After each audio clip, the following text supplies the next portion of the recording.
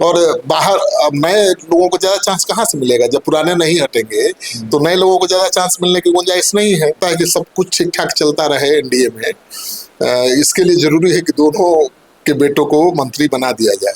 मंत्रिमंडल में तो मुख्यमंत्री समेत 36 लोगों के लिए जगह है कैबिनेट में, लेकिन तीन ही लोग हैं, तो 33 लोगों का काम 3 लोग कैसे कर लेंगे? एक एक मंत्री के पास 15-15 विभाग है, तो काम तो ठीक से हो नहीं रहा है, बात सच है। और मंत्रिमंडल का विस्तार रोके जाने का कारण ये था कि निशांत कुमार, नीतीश कुमार के बेटे निशांत कुमार ने तो डिप्टी सीएम बनना स्वीकार नहीं किया। मंत्री बनेंगे इसकी उम्मीद भी कम ही है, या मंत्री नहीं बनेंगे। लेकिन जो बात कही जा रही थी कि टीम निशांत के लोगों को मौका मिलेगा, चेतन आनंद, ऋतुराज कुमार उस रेस में है, युवा चेहरे को मौका मिलेगा मंत्रिमंडल में, वो मंत्री बनेंगे। तो मौका मंत्री बनेंगे कुछ युवा चेहरे टीम निशांत के लोग, या फिर भाई निशांत संघर्ष के रास्ते पर हैं तो ये युवा विधायक भी निशांत के साथ संघर्ष के रास्ते पर हैं, ये मैसेज देने की कोशिश होगी। अब नहीं, देखिए टीम निशांत के कुछ लोगों को तो जगह मिलेगी, और उसमें से एक तो है, आपको पता ही है, विनय चौधरी, वो भी टीम निशांत के कोर टीम के सदस्य हैं, बहुत करीबी हैं नीतीश कुमार के, और उनका नाम फाइनल है। फिर एक शीला मंडल है, वो भी मंत्री बनने जा रही है, पहले भी मंत्री बन चुकी हैं, रह चुकी हैं, इस बार मंत्री नहीं थी, तो नया मंत्रिमंडल बनेगा, उसमें उनको जगह मिलने जा रहा है, मेरे पास जो सूचना।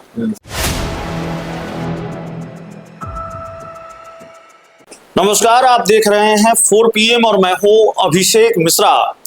देखिए, कल सम्राट चौधरी, सीएम सम्राट चौधरी ने बिहार विधानसभा में विश्वास मत हासिल किया, और उसके बाद से ये चर्चा शुरू हो गई कि क्या बिहार में मंत्रिमंडल का विस्तार होगा, और अप्रैल के महीने में होगा या मई के पहले दूसरे सप्ताह में होगा।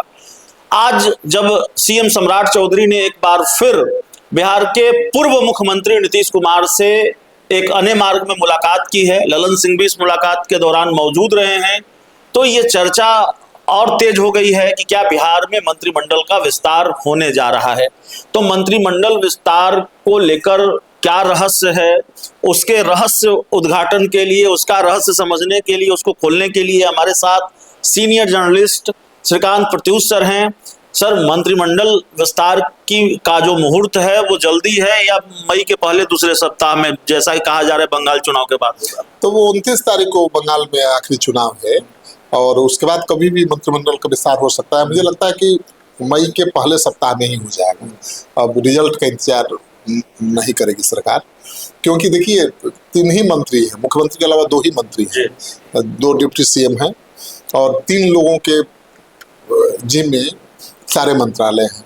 मंत्रिमंडल में तो मुख्यमंत्री समेत 36 लोगों के लिए जगह है कैबिनेट में, लेकिन 3 ही लोग हैं, तो 33 लोगों का काम 3 लोग कैसे कर लेंगे?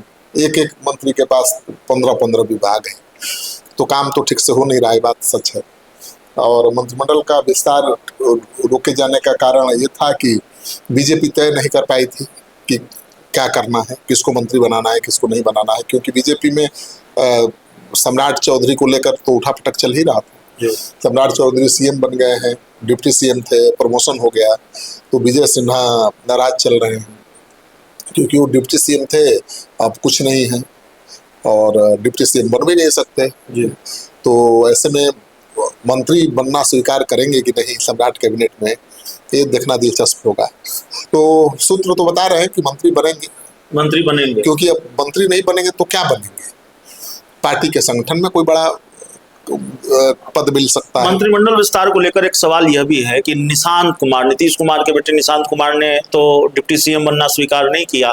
मंत्री बनेंगे इसकी उम्मीद भी कम ही है, या मंत्री नहीं बनेंगे। लेकिन जो बात कही जा रही थी कि टीम निशांत के लोगों को मौका मिलेगा, चेतन आनंद, ऋतुराज कुमार उस रेस में है, युवा चेहरे को मौका मिलेगा मंत्रिमंडल में, वो मंत्री बनेंगे। तो मौका मंत्री बनेंगे कुछ युवा चेहरे टीम निशांत के लोग, या फिर भाई निशांत संघर्ष के रास्ते पर हैं तो ये युवा विधायक भी निशांत के साथ संघर्ष के रास्ते पर हैं, ये मैसेज देने की कोशिश होगी? अब नहीं, देखिए टीम निशांत के कुछ लोगों को तो जगह मिलेगी, और उसमें से एक तो है, आपको पता ही है, विनय चौधरी, वो भी टीम निशांत के कोर टीम के सदस्य हैं, बहुत करीबी हैं नीतीश कुमार के, और उनका नाम फाइनल है।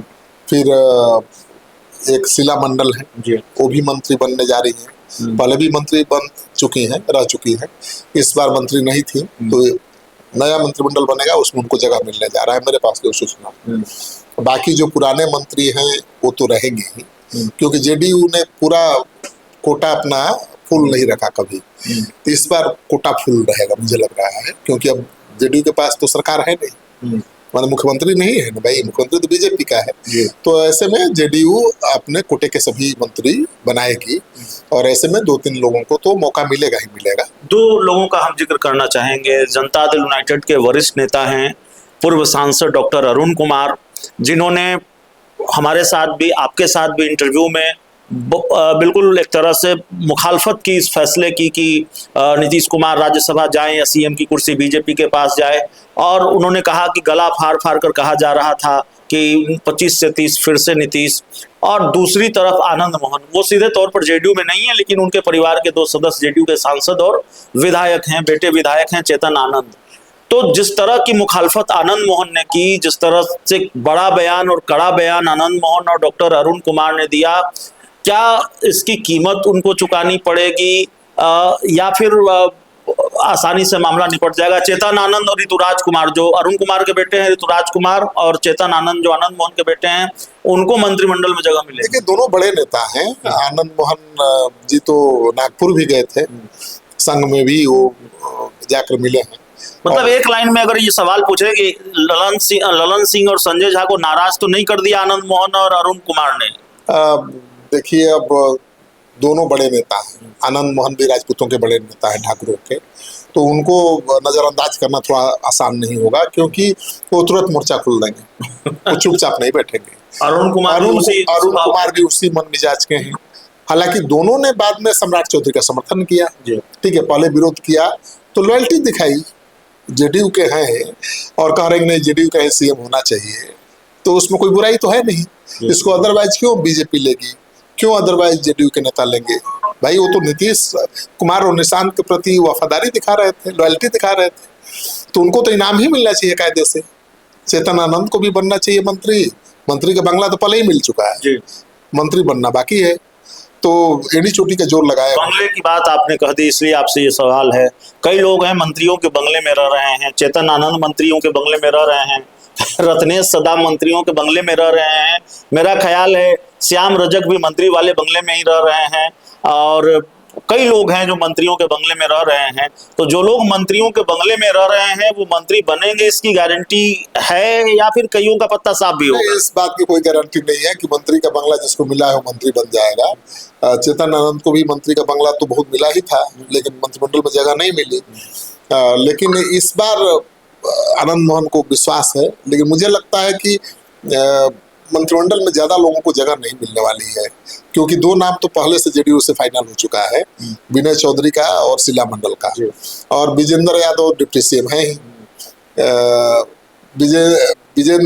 विजय चौधरी भी डिप्टी सीएम है, तो जो भी सीनियर नेता हैं, मंत्री हैं, वो तो नहीं हटने वाले हैं। जेडीयू के जो सीनियर मंत्री रहे हैं, नेता हैं, वो फिर से मंत्री बनेंगे, और बाहर अब नए लोगों को ज्यादा चांस कहाँ से मिलेगा? जब पुराने नहीं हटेंगे तो नए लोगों को ज्यादा चांस मिलने की गुंजाइश नहीं है। तो माना जा रहा था कि भाई सम्राट जी या निशांत जी सीएम बनेंगे तो विजेंद्र यादव मंत्रिमंडल में नहीं रहेंगे, लेकिन वो तो डिप्टी सीएम बन गए, उनका प्रमोशन हो गया, तो वो भी बने रहेंगे, विजय चौधरी भी बने रहेंगे, तो बाकी कितने नए लोगों को जगह मिल सकती है? 2-4 लोगों को मिलेगी, उसमें 2 नाम फाइनल है, मैंने बता दिया, विनय चौधरी और शीला मंडल। तो टीम निशांत के कुछ लोगों को जगह मिल सकती है, लेकिन आनंद मोहन दिल्ली से लेकर नागपुर तक का चक्कर लगा रहे हैं, अब कितनी सफलता मिलेगी ये देखना मुश्किल होगा, लेकिन दोनों चुप नहीं बैठेंगे। अगर मुझे लगता है कि सब कुछ ठीक ठाक चलता रहे एनडीए में, इसके लिए जरूरी है कि दोनों के बेटों को मंत्री बना दिया जाए।